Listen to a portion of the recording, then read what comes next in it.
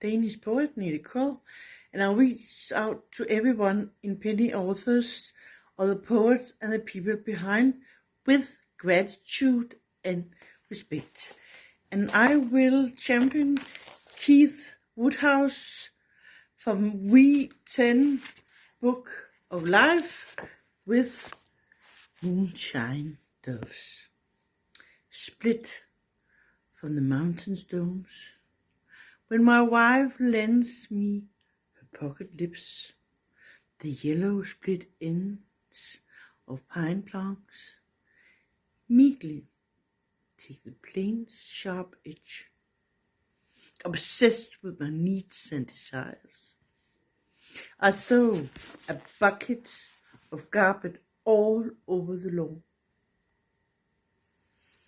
Time is bashing in my skull. Autumn stains my blood. The whole planet curves to a lull. The seas grow huge and flood. The world, the size of a frozen pear,